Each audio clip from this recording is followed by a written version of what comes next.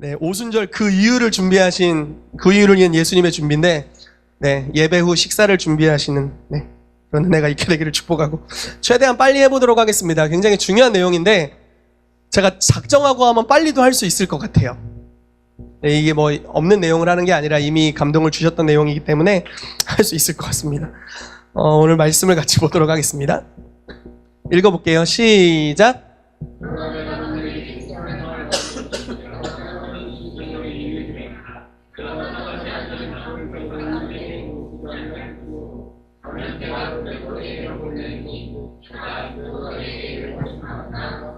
너희가 감당하지 못하리라. 그러나 진리의 성령이 오시면 그가 너희를 모든 진리 가운데로 인도하시리니 그가 스스로 말하지 않고 오직 들은 것을 말하며 장래일을 너희에게 알리시리라. 아멘. 아멘. 예수님께서 오순절만을 바라보신 것이 아니라 오순절 그 이후의 그림까지 그분이 다 설계해 놓고 계셨다라는 이야기입니다. 여러분, 오순절날 무슨 사건이 있었나요? 사도행전 2장에 네, 성령님 임하셨죠? 밥 빨리 먹고 싶으니까 빨리 대답하는 거죠? 네. 성령님께서 오순절날 임하셨죠. 근데 우리가 일반적으로 성령님 임하면 다 끝나. 그분만 오시면 끝나는겨. 이렇게 생각하는 경향이 많습니다. 그러면 사도행전 2장에 하나님의 나라가 임하고 예수님 재림하셨어야 돼요. 이해되세요? 성령님의 임하심은 너무 중요합니다. 무언가로 대체할 수 없는 사건이죠. 그러나 그분의 임하심이 있어야 했고 그 다음 순서가 또 있다라는 거예요. 예수님은 이 다음 그림까지 다 그리고 계셨다라는 이야기를 오늘 하려고 하는 것입니다. 목차를 보시면 좀 이해가 될지 모르겠네요. 자, 보십시오. 성령께서 임하신 모든 것이 끝? 의문을 제기하고 있죠. 하나님은 성숙한 저녁때를 찾으신다. 그리고 예수님 오순절 너머를 보고 계셨습니다. 그리고 성령님과 어떻게 동행해야 될지에 대한 모델을 보여주셨고 사람들을 준비시키셨어요. 성령이 운행하시는 곳에는 항상 생명이 태어납니다. 그리고 그럼 나는 오늘 뭐 할 거냐? 이게 오늘 주제입니다. 자, 빨리 넘어가 보도록 할게요. 끝나냐 진짜? 자, 글을 같이 읽어보겠습니다. 시작. 성경에는 주님의 임재를 향한 언약이 있다. 모일 때, 예배할 때, 기도할 때, 구할 때, 기다릴 때, 사모할 때, 정렬할 때 성령께서 임하신다. 그러면 성령께서 임하시면 그냥 끝인가? 자, 보십시오. 오늘 예배 가운데 주님이 임하셨나요? 안 임하셨나요? 너무 좋았죠. 주님이 임하셨어요. 막 내 영혼 하는데 내 영혼에 막 성령 임하시고 막 임하시고 막 난리도 아니었어요. 그런데 그러면 끝이냐? 아니면 그 이후에 뭐가 더 있냐라는 거죠. 그런 이야기입니다. 주님의 임재를 향한 언약이 있어요. 그래서 여러분, 우리가 기도해도 주님이 임하신다고 말씀하시고요. 두세 사람이 주의 이름으로 모인 곳에 함께 하신다라고 말씀하시고 등등등등 너무 많죠. 근데 성령님이 임하시는 걸로 끝나는 모임들이 은근히 많아요. 그냥 임하셨고 할렐루야 감사합니다 안녕히 계십시오 그리고 집에 가요. 끝나. 근데 주님이 찾으시는 것은 이거보다 좀 더 나아가는 거예요. 임하신 성령님과 함께 어떻게 살아가는지, 그것이 이 땅에 하나님의 나라를 가져올지 아니면 그 상태 그대로 둘지를 결정하게 됩니다. 이게 아주 중요한 측면입니다. 자, 만약에 그냥 성령 임하시면 그냥 끝이라면 오순절 성령감림 이후에 즉각적으로 하나님의 나라가 온 지구를 뒤덮었어야 돼요. 그리고 별거 안 했어야 돼요. 그런데 이거는 중요한 사건이지만 연속적으로 더 중요한 것들이 앞에 더 있었다라는 것입니다. 여러분, 때로는 어떤 사람을 위해서 우리가 교회를 위해 기도할 때 주님 교회에 성령님을 부어주세요. 성령님을 부어주세요. 계속 기도하죠. 그래서 성령님이 오세요. 안 오시는 게 아니라 나중에 막 엄청 재다가 진짜 원하나 막 이러다 오시는 게 아니라 구하면 거의 즉각적으로 오십니다. 그럼 그 임하신 성령님과 이제 뭐 할래? 라고 주님이 물어보시는 거죠. 오순절이 됐습니다. 그 이전부터 오순절까지 예수님의 재림 후 제자들이 계속해서 주님께 기도합니다. 기도했을 때 성령님께서 오순절 마가의 다락방 위에 임하셨어요. 믿으시죠? 아멘. 마가의 다락방 위에 임하신 성령님이죠. 근데 여러분, 오순절날 성령이 임하셨지만 예루살렘이라는 지역은 약 40일 전만 해도 예수를 십자가에서 죽였던 곳이에요. 그곳의 기류에는 변화가 없어요. 자, 성령님이 다락방에 임하셨어요. 그렇지만 예루살렘 그대로예요. 헤롯은 지멋대로 타락해 있고 빌라도는 지가 예수님 죽인 줄 알고 있어요. 사단은 지멋대로 의기양양해. 내가 이 지역에 기류를 사로잡고 있어. 내가 대제사장 몇만 꼬셔가지고 니들 다 죽일 수도 있어. 이런 어떤 의기양양. 그러나 성령님은 임하셨어요. 그러나 모든 게 다 해결된 것은 아니에요. 때로는 우리가 가정을 위해 기도할 수 있습니다. 주님, 우리 남편놈에게 성령이 필요합니다. 우리 아내에게 성령이 필요합니다. 이렇게 하면서 기도할 수 있어요. 그래서 성령께서 가정에 확하고 임하셨어요. 근데 그리고 그냥 끝나면, 그냥 임하시면 느낌이 좋네, 괜찮네 하고 끝나버리게 됩니다. 그런데 가정의 분위기를 실제로 바꾸기 위해서는 성령이 임하신 이후에 무언가가 더 필요하다는 거예요. 자, 오순절날 제자들은 어떻게 행동했나요? 성령이 임하시자마자 베드로가 나왔죠. 그래서 모인 무리에게, 방언하는 거 신기해하는 무리들에게 설교를 합니다. 주 예수를 믿어라, 세례를 받아라, 그럼 이와 같은 성령을 선물로 주실 것이다. 그리고 그날 3,000명이 구원받는 역사가 일어나게 되죠. 그러니까 남자 3,000명이 구원받았으니까 훨씬 더 많은 숫자였겠죠. 그러면서 이걸로 또 끝난 것이 아니라 계속적으로 임하신 성령님께서 그 자리에 머무시는 것이 아니라 무언가를 하기를 원하셨고, 그 성령이 하길 원하시는 흐름에 자기의 삶을 내어드린 자들은 그 흐름을 따라 하나님의 나라를 실제로 이 땅에 가져오는 일과 역할들을 감당했다라는 것입니다. 제가 어떤 공동체를 갔는데요, 예배와 기도에 특화되어 있어요. 저도 그런 공동체에 오래 있었습니다. 예배와 기도를 하면 어떤 일이 일어날까요? 주님이 임하세요. 주님이 오십니다. 임재가 달라요.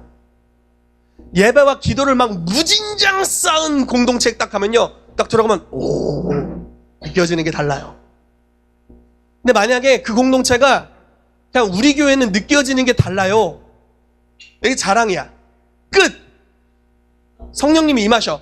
그렇다면 성령님은 그 공동체 위에 임해 계시지만 세상엔 어떤 영향력도 나타낼 수 없어요. 예수님께서 이 땅에 오신 것은 어떤 이유입니까? 제가 여러분들에게 지금 화내는 것이 아니라 빨리 설교를 하기 위함입니다. 예수님께서 이 땅에 오신 이유는 하나님의 나라를 이 땅에 나타내고자 함이죠. 뜻이 하늘에서 이루어진 것 같이 땅에 이루어지기 위함이었습니다. 그것을 위해 성령님이 오셨는데, 성령님이 오시니까 다 끝난 게 아니에요. 성령님이 언제 처음 오셨나요? 물론 이렇게 있었겠지만 예수님이 기름 부음 받으실 때 성령께서 임하셨죠. 성령께서 이미 지상에 오셨어요. 그러나 예수님이 성령의 흐름을 따라 다닐 때 하나님의 나라는 확장됩니다. 이해되시나요? 여러분들에게 이미 성령님이 계시고 구할 때 더 부어주실 거예요. 믿으시죠? 더 큰 성령의 기름 부으심을 받게 되시기를 예수 이름으로 축복합니다. 지난번에 나눴죠. 성령 세례에 대해 나누면서 그냥 내주하시는 성령님을 한 번 받는 것이지만 외주하시고 위로부터 부어주시는 성령님은 지속적으로 받는 것이다. 그래서 우리는 한량없는 성령을 계속해서 구해야 된다고 나눴습니다. 구하면 계속적으로 더 부어주시는 거예요. 더 큰 권세와 능력이 나타날 거예요. 그런데 중요한 것은 무엇이냐면, 더 큰 권세와 능력을 받았으면 오늘따라 힘이 뻗친다 하고 끝날 것이 아니라, 이 힘이 뻗치게 임하신 성령님이 어떤 의지를 가지고 계시고 그 성령님과 함께 어떻게 움직이느냐가 이 땅에 하나님의 나라를 가져올 것이냐 말 것이냐를 결정하게 된다라는 것입니다. 아멘. 아멘.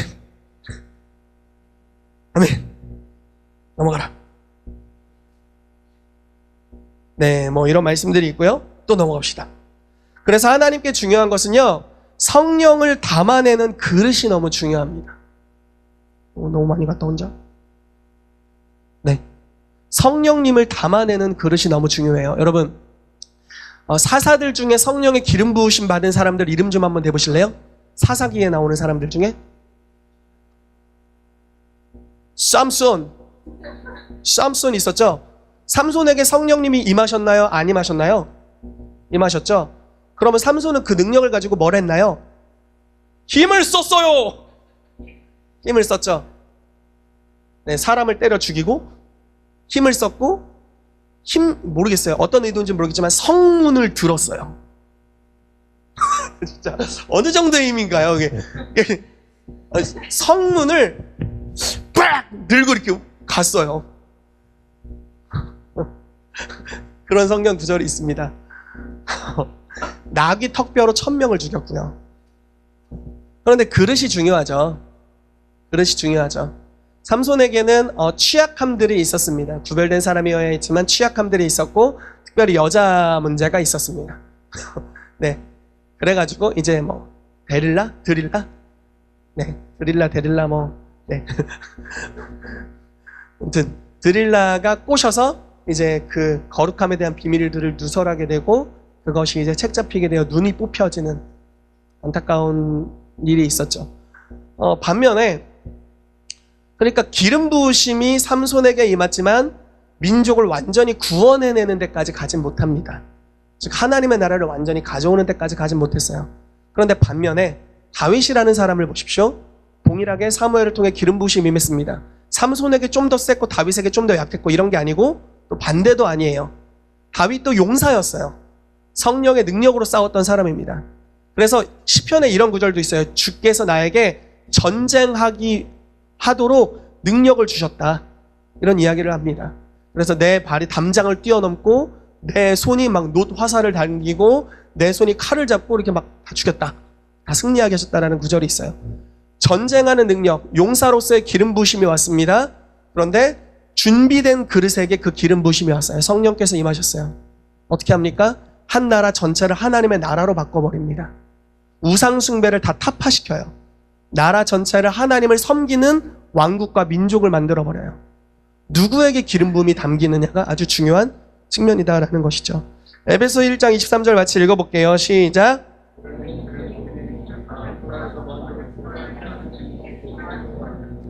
자, 예수님께서 저와 여러분을 교회로 부르셨습니다. 믿으시죠? 여러분들은 예수님의 몸입니다. 몸이 중요합니다. 몸이 무언가를 하는지가 이 땅에 어떤 영향을 미치는지를 결정할 겁니다. 예수님, 이 일을 해주세요. 이 일을 해주세요. 우리는 간구하죠. 그럼 예수님께서 내가 성령님을 보냈으니까 같이 혀. 네가 혀. 이렇게 말씀하시는 거예요. 이해되세요? 무슨 말씀인지? 왜냐하면 여러분들이 몸이거든요. 주님 아파요. 치유해주세요. 치유해주세요. 내가 성령님을 보냈으니까 네가 치유혀. 이렇게 말씀하시는 거예요. 주님, 내 가족이 귀신 들렸어요. 어떻게 해요? 살려주세요. 그랬더니 성령님을 보내주시니까 가서 쫓아. 왜냐하면 여러분들이 주님의 몸이거든요. 성령이 그냥 이 지구에 완전 임해서 다 해결하실 수 있어요.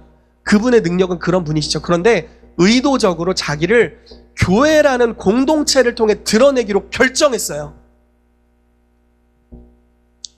여러분들이 어떻게 반응하는지가 세계 평화에 아주 중요한 일이 되었다 라는 것이 됩니다. 주님, 우리 가정 분위기는 왜 맨날 이래요? 주님 도와주세요. 주님 뭐라고 하실까요? 성령님을 보내줬으니 네가 혀. 네가 몸이다. 이렇게 말씀하시는 거죠. 성령님이 오세요. 그분은 능력의 근원이십니다. 아멘. 모든 해결책의 근원이세요. 그런데 그분이 의지를 가지고 다 해결하는 걸 원하지 않으세요. 동역자를 찾으세요.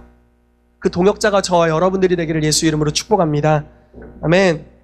그래서 디모데후서 말씀에 이런 구절이 있죠. 금그릇, 은그릇, 별그릇 다 있다. 그런데 누구든지 이런 것을 자기를 깨끗하게 구별한 자는 귀히 쓰는 그릇이 되어 주인의 쓰심에 합당하여 모든 선한 일에 준비함이 되리라. 그릇을 잘 준비해야 한다라고 말씀하신다라는 겁니다. 자, 최고의 그릇은 누구였나요? 예수 그리스도였습니다. 성령님이 임하실 때 얼마나 놀라운 역사가 일어날 수 있는지에 대한 최고의 그릇, 최고의 모델, 그것이 바로 예수님이었죠. 그분은 성령님과 의지가 다른 적이 단 한 번도 없었어요. 가라 하면 가고, 서라면 서고, 하라면 하고, 말라면 말고, 말하라면 말하고, 입 다물라면 입 다물고. 성령께서 인도하시는 대로 완전히 살아내셨습니다. 그리고 이 땅의 완전한 모델이 되어주셨어요. 자, 계속해서 나가보죠. 그래서 예수님은 오순절이 결말이 아니에요. 오순절 너머를 미리 보고 계셨고 자기가 살아가고 있는 이 3년 반 동안의 공생애의 기간에 오순절 너머를 위한 준비를 시키고 있었다라는 겁니다. 무슨 말인지 이해되시나요? 앞에 그림을 다 그려놓고 계셨다라는 거예요. 자, 아까 우리 본문 말씀 읽은 건데요. 다시 한번 읽어볼게요. 시작.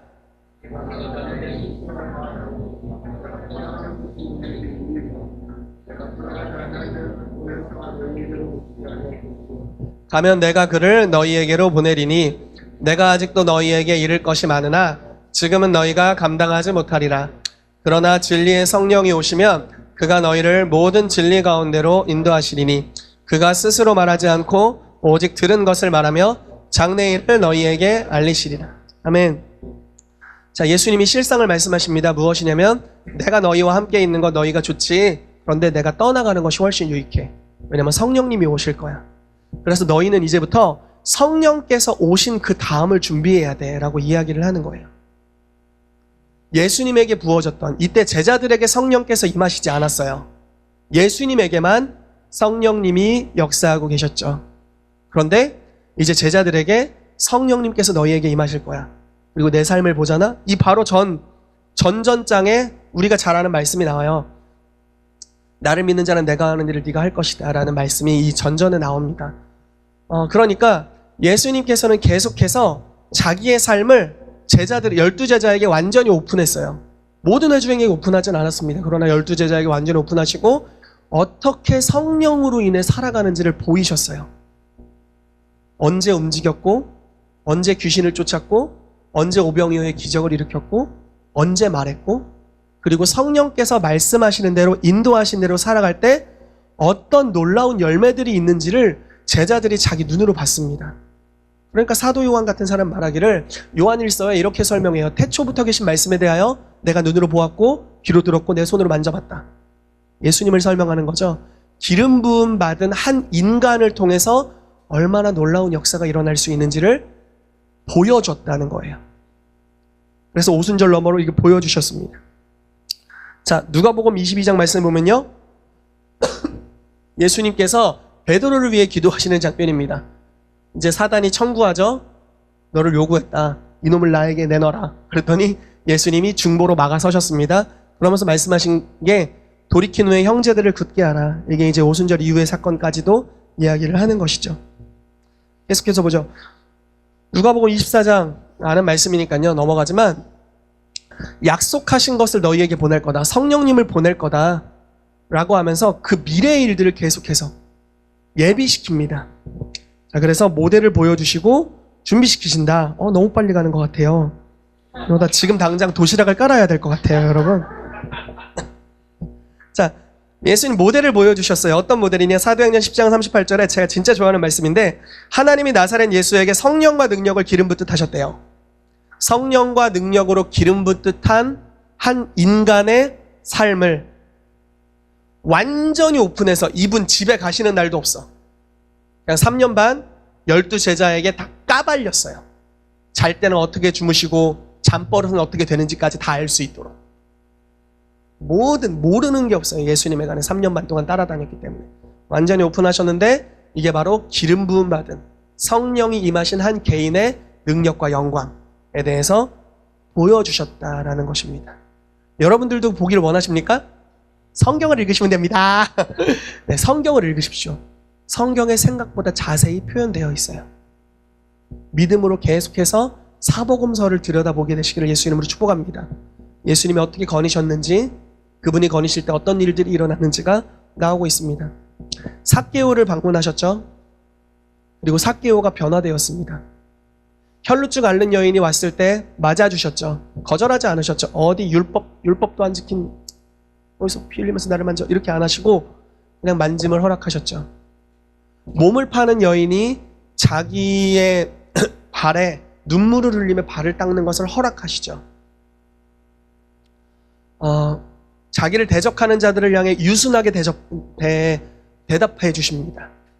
나다나엘 같은 사람들에게 또는 바리새인들이 이상한 질문들을 던질 때 유순한 대답들을 하시죠. 그리고 성령에 이끌림 바 되어 때로는 기적을 행하시고 때로는 죽는 데까지 나아가십니다. 죽기까지 복종하는 순종의 영역까지도 나아가시는 완전한 삶의 모델을 보여주셨습니다. 그런데 여기서 끝난 것이 아니에요. 예수님은 오순절 너머를 보고 계셨어요. 나에게 지금 성령이 임해 계시고 얘네들의 내 제자들에게 성령이 임하시지 않았지만 곧 내가 떠나면 성령께서 임하실 것인데 그럼 그 이후에 이들이 어떻게 살아야 될지에 대해 체질을 바꿔줘야겠다. 그래서 어떻게 하십니까? 이렇게 하십니다. 열두 제자를 부르셨죠? 예수님이 하는 일을 똑같이 할 수 있도록 훈련합니다. 말씀은 다 아니까요. 병든 자를 고치고 죽은 자를 살리면 나병한 자를 깨끗하게 하며 귀신을 쫓아내되 거저받았으니 거저주라. 자, 보세요. 성령께서 임하시지도 않았는데 권능을 행해요. 어떻게 생각하십니까? 성령님이 아직 오지 않았어요. 근데 권능이 나타나. 이런 원리로 되는 거예요. 이게 바로 커버링에 대한 원리입니다. 그래서 정렬이 참 중요한데 12제자는 예수님께 정렬되어 있어요. 권능은 지금 누구에게 있냐면 제자들에게 없어요. 예수님이 권능을 가지고 계신 분이세요. 그리고 권능으로 우산을 쳐주시는 거예요. 정렬되어 있는 사람에게 권능이 동일하게 흘러가는 거예요. 그래서 예수님께 정렬되어 있는 베드로가 가서 병든 자에게 손을 얹을 때 치유되는 역사들이 풀어지고요. 이런 역사들로 이제 풀어지게 되는 거죠. 정렬을 통한 은혜입니다. 권능의 우산 안에 있게 하시면서 자기가 할 수 있는 걸 제자들이 다 하게 하셨고 그러면서 체질을 바꾸고 있어요. 아직 성령께서 오시지도 않았는데 어떻게 성령 안에 살아가는지에 대해 체질을 만들어주고 계세요. 또 가볼까요? 여기서 끝난 게 아니라 70인에게도 예수님께서 그렇게 하십니다. 12제자 70인, 이렇게 120, 500 이렇게 있었잖아요.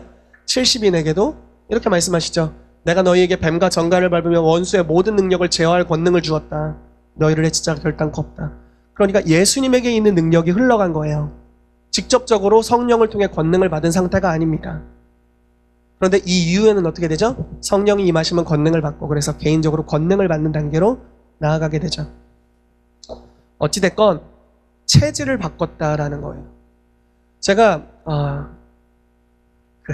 민규 아버님께서 제가 이렇게 돌아다니면서 여러 성도들을 안위하는 모습을 환상으로 보셨다는 이야기를 제가 오늘 들었어요. 제가 이번 주에 정말 싸돌아다녔습니다. 다니는데 어떤 곳은 가면은 성령께서 임하시는 것까지 가요. 근데 성령 안에서 움직일 줄 몰라요. 어떤 공동체는 그냥 차가워. 그냥 기도도 예배도 없어서 차가워. 그냥 난로 좀 틀었으면 좋겠을 정도로 차가워요. 근데 어떤 공동체는 뜨거워요. 기도도 있고 예배도 있어요. 삶이 받쳐져 있어요. 그런데 성령께서 임하시면 어떻게 움직일지를 몰라 당황하는 공동체들이 있어요. 그럼 이제 이 공동체에 필요한 건 무엇이냐면요. 성령 안에서 어떻게 움직이는지를 보여줘야 돼요.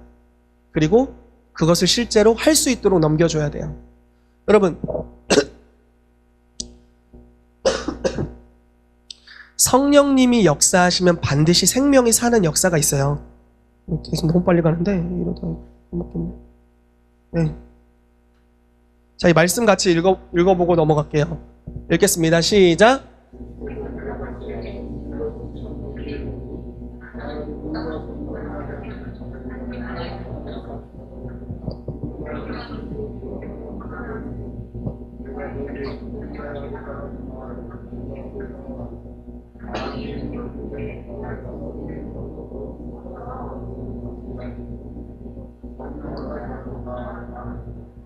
아멘. 여러분들 거듭나신 분들이시죠? 여러분들 어떻게 거듭나셨나요? 혹시 주문 같은 거 외워서 거듭나셨나요?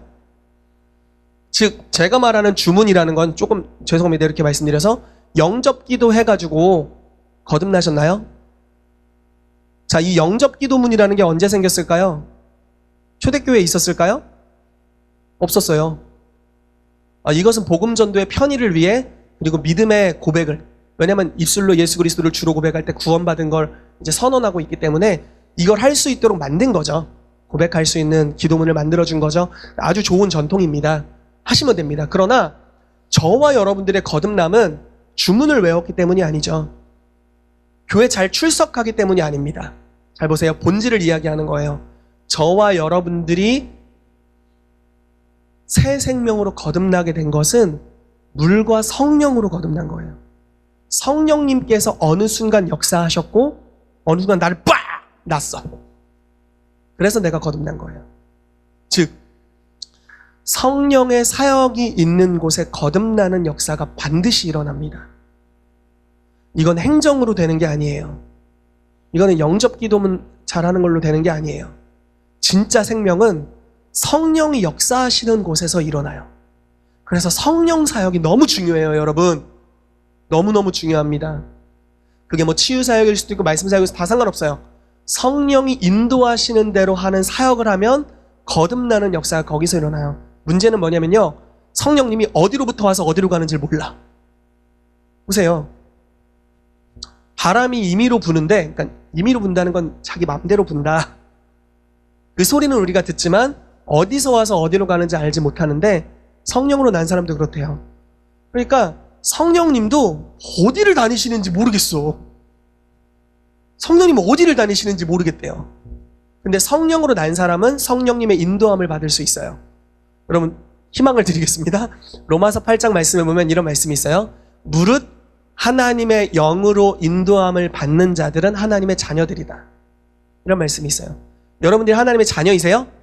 아멘. 그렇다면 여러분들의 기능, 영의 기능에는 성령의 인도함을 받을 수 있는 기능이 이미 있습니다. 육의 눈으로 알 수 없어요. 교회 행정으로 성령께서 거기에 맞춰 일하시지 않으세요. 그분은 본인 위주세요. 죄송합니다, 주님. 그분이 가고 우리는 따라가고 뭐 이런 거잖아요. 중요한 것은 무엇이냐면 성령님이 임의로 역사하시는데 우리가 그분에게 맞춰가야 된다는 거예요. 사도행전이 성령행전이고 왜 성령행전이냐? 성령께서 역사하시면 사도들이 따라갔기 때문이죠. 그리고 역사가 일어나는 거죠. 자, 정리를 다시 해보겠습니다. 성령의 사역이 생명을 가져와요. LTG를 했어요. 저희 교회에서. 어떤 그룹은 생명이 있었어요. 어떤 그룹은 생명이 없어요. 왜 그랬을까요? 어떤 사람의 마음에 성령님이 안 계셨나요? 그 정도는 너무 극단적이고 너무 극단적인 이야기죠, 지금? 웃어주세요, 극단적이니까. 네, 너무 심각해질 것 같아서. 왜 그랬을까요? 이게 어떤 그룹은 성령의 인도하심을 따라 한 거고요. 어떤 그룹은 매뉴얼을 따라 했겠죠. 또는 그냥 자기 마음의 소욕대로. 좀 심한가? 이것도 내 마음의 소욕대로 하는 거죠. 열매가 없죠. 치유사역을 시스템으로 만들 수도 있어요. 그래서 막 여기 다 일렬로 줄 세우는 거야, 매일. 그래서 매일 기도하게 하는 거예요. 근데 만약에 거기 성령의 인도하심이 없으면 치유는 일어날지 모르겠어요. 생명은 없어요. 성령의 역사는 매뉴얼화할 수가 없죠. 왜냐면 그분은 임의로 부시고 임의로 움직이시는 분이니까. 핵심은 무엇이냐? 성령님을 따를 의지가 되어 있느냐, 그리고 그분과 동역하는 삶으로 나아가길 원하냐. 근데 예수님께서는 모델을 보여주셨다는 거예요. 완전한 모델. 자기의 삶이 완전한 모델이었죠. 그리고 자기만 그렇게 할 뿐만 아니라 성령이 오시기도 전에 제자들을 그렇게 살 수 있도록 준비시키셨다라는 겁니다. 여러분, 신기하지 않나요? 베드로는 어떻게 한 날 그렇게 바뀌었을까요? 요한복음 마지막 장과 사도행전 1, 2장의 베드로는 완전히 달라요. 다른 인간이야. 성품도 달라진 것 같아요. 그러니까 성령님이 임하시면 어떻게 움직여야 될지가 이미 체질화돼 버린 거예요. 자기도 모르게 예수님이 자기 마음에 뭔가를 새겨놨는데 그게 그때 작용하기 시작하는 거죠. 성령께서 임하시니까 원래 그렇게 몇십 년 살았던 사람처럼 그냥 살아내요. 임하시니까 설교하고, 성령께서 임하시니까 미문에 앉은 안진뱅이가 어째 거기 맨날 지나갔는데 왜 그날만 고치냐고. 그 타이밍을 어떻게 알아서. 활성화 훈련을 많이 했나? 안 나오잖아요. 예수님 시절에 이미 많은 경험이 있었던 거죠. 타이밍을 아는 거예요. 성령님이랑 어떻게 일해야 될지. 그리고 그 방식을, 성령님과 함께 살아가는 방식을 자기를 통해 구원받은 제자들에게 가르치기 시작해요. 빌립. 이런 사람들은 원래 무명의 성도였죠. 그러다 이제 쌀을 나누어주는 집사님이 되셨어요. 근데 이 사람이 초자연적인 능력을 행하기 시작하죠. 사마리아로 갔고, 광야로 갔는데 광야에 어떤 방식으로 갔냐? 성령께서 가라고 해서 갔어요. 빌립아, 광야로 가라. 네. 자연스러워요. 빌립아, 광야로 가라. 왜요? 뭐 이런 거고, 빌립아, 광야로 가라. 저 혼자 가나요? 뭐 이런 질문 없어. 그냥 빌립아 광야로 가라. 돈 모아서 가나요? 뭐 이런 그냥 되묻는 게 없어. 빌립아 광야로 가라. 네. 뭐 너무 익숙하죠. 너무 자연스럽잖아요. 그러니까 성령님이 그분이 움직이시는 의지의 흐름과 제자된 빌립의 삶의 흐름이 전혀 다르지가 않잖아요. 부딪힘이 없어요. 그냥 성령께서 가라 하면 네 하고 그냥 가고 흘러가고. 그래서 갔어요. 그랬더니 저기 마차 하나 오고 있어요. 주님 말씀하시기를 그 가라. 가서 말 걸어. 말을 걸었어요. 그랬더니 이사야서를 읽고 있네. 심지어 53장을. 고난받는 종에 대한 예수님의 고난에 대한 거잖아요. 그래서 그 사람이 질문하죠. 그래서 질문에 대해 답변하면서 예수 그리스도의 복음을 전합니다. 그러니까 그 넷이었거든요. 그러니까 그 당시 에디오피아의 재정장관이었어요. 굉장히 높은 층의 사람이었죠. 그 사람이 이렇게 물어봐요. 내가 구원받고 싶고 세례받고 싶은데 뭐 더 해야 되니? 이렇게 물어봅니다. 그랬더니 빌립이 아니 뭐 괜찮아. 이제 믿고 세례 받으면 돼 하고 물가로 갑니다. 침례를 줬어요. 그리고 나서 성령님이 또 말씀하세요. 너 가라. 딴 지역으로 가. 그래서 주님 뭐 인사하고 가나요? 하지 말고 뭐 이런 질문 없어. 그냥 가라니까 갔는데 어느 수준으로 갔냐면 그냥 그 자리에서 사라졌대요. 자, 침례 주고 가는데 빌립이 없어졌어. 순간이동이 일어난 거예요. 그리고 아소도라는 지역에 나타났어요. 사라졌다가 뿅 하고 나타난 거예요. 성령께서 인도하시는 대로 가는데 그냥 그분의 능력은 제한이 없기 때문에 빌립도 그분의 흐름에 삶을 맡겼고 빌립의 삶에도 제한이 사라졌습니다. 주님이 원하시는 수준의 성령 강림과 함께 나타날 성숙한 모델이죠. 그리고 빌립은 아마도 자기의 뭐 예언하는 딸들이 있었죠. 그리고 자기의 교회가 있었을 거예요. 계속해서 가르쳤을 거예요. 바울도 가르쳤을 겁니다. 내가 예수를 본받은 것 같이 너희도 나를 본받으라. 성령을 따라 어떻게 살아가는지에 대해서 본받게 합니다. 여러분, 시스템이 생명을 가져다 주지 않죠. 때로는 정형화된 틀이 생명을 주지도 않아요. 그렇다고 정형화돼 안 된 것이 생명을 가져다 주는 그것도 또 아니에요. 그런 이유가 아니에요. 생명은 성령님께 속해 있어요. 그리고 성령님이 움직이시는 대로 갈 때 항상 생명이 있습니다. 그러므로 우리의 숙제는 이거예요. 어떻게 성령을 따라 움직일 수 있는가? 나는 그래본 경험이 있나? 나는 그걸 위한 모델을 내가 그리고 있는가? 자, 제자들에게는 목표점이 있었어요. 누구냐? 예수님, 나의 스승, 저분과 같이 살리라. 그리고 명확하게 보여요. 손으로 만져본 적 있고 눈으로 본 적 있고 귀로 들은 적 있고 막 살을 부대끼며 살았어요. 3년 반 까발려서. 그래서 완전 알아. 예수님 어떻게 성령 안에서 움직이는지 모델이 그냥 이런 상황에서 어떻게 하시고 그냥 성령이 이렇게 역사하실 때 어떻게 하시고 그냥 다 리스트가 있어요. 그리고 임하시면 이제 내 안에 역사하시는 감동을 따라 쫓아가면 돼요. 그러나 우리의 문제는 뭐냐면 그런 모델이 부재되어 있다라는 겁니다. 그리고 때로는 그 모델을 별로 그리지 않고 있다라는 거죠. 여러분 더 그리게 되시기를 축복합니다. 여러분들의 모델이 예수님이 되시기를 예수 이름으로 축복합니다. 아멘. 아멘. 자, 계속 가보시죠. 이제 마지막입니다. 그렇다면 나는 오늘 무엇을 할 것인가? 첫 번째로요. 성령님의 인도하심을 받는 삶을 사모하게 되시기를 축복합니다. 아주 치명적인 말씀 하나 드릴게요. 열심히 하는 것에 생명이 있진 않습니다. 자, 물론 대충 하는 것보다 열심히 하는 게 훨씬 좋습니다. 대충 하는 거 너무 싫어. 열심히 하는 게 훨씬 좋아요. 그러나 열심에도 생명이 있진 않아요. 생명은 하나님께 속해 있어요. 아멘. 그리고 자, 영생은 하나님과 그의 보내신 자 예수 그리스도를 아는 것이니이다.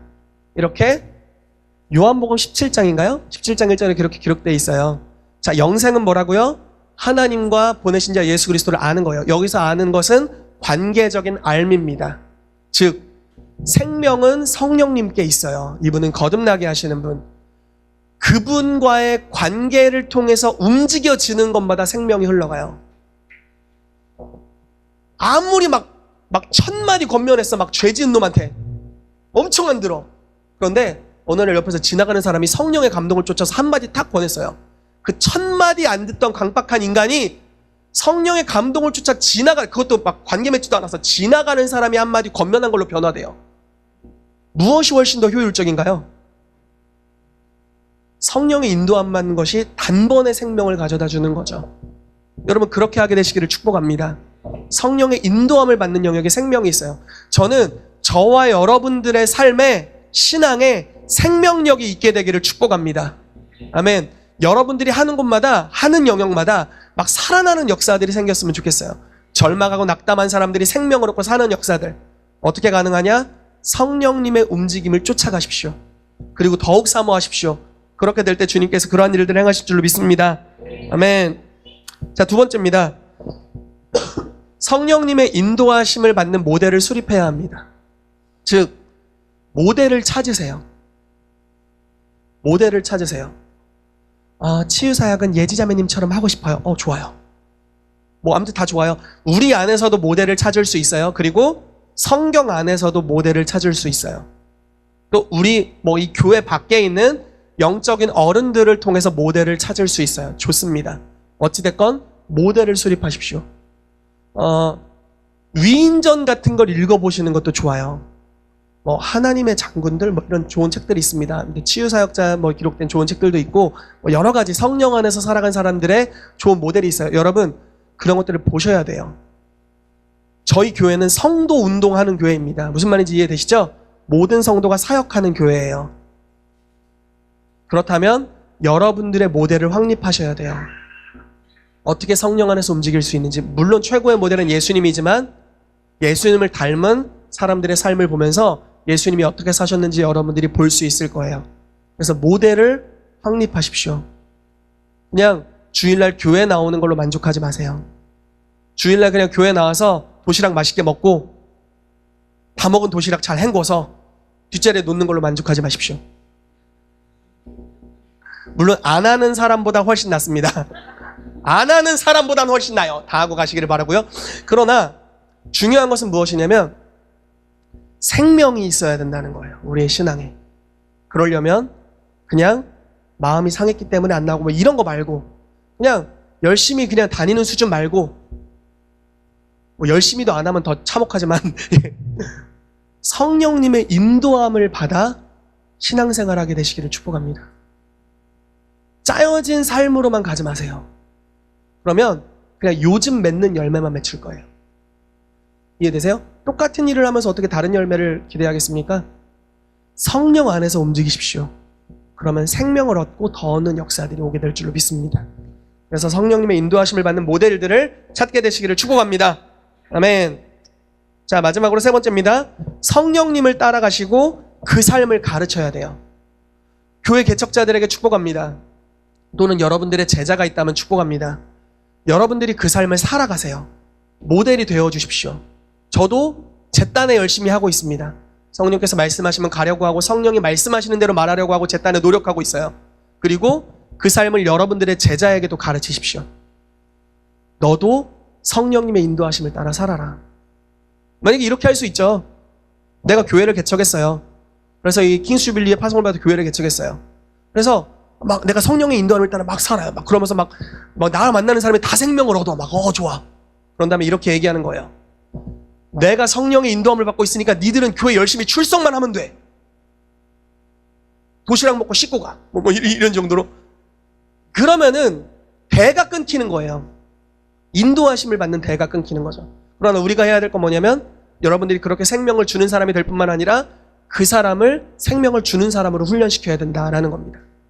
여러분들이 하는 사역에 동참하게 하시고 여러분들이 예언할 때 같이 말하게 하시고 여러분들이 귀신을 쫓을 때 같이 쫓게 하시고 여러분들이 성령의 인도함을 받아서 누군가를 공개할 때 같이 공개하게 하시고 동참하게 하십시오. 그렇다면 그들도 체질이 바뀌어지게 될 거예요. 그러면 그 교회, 그 사람, 그 공동체는 다 생명을 얻는 역사들이 일어날 줄로 믿습니다. 같이 기도하도록 하겠습니다.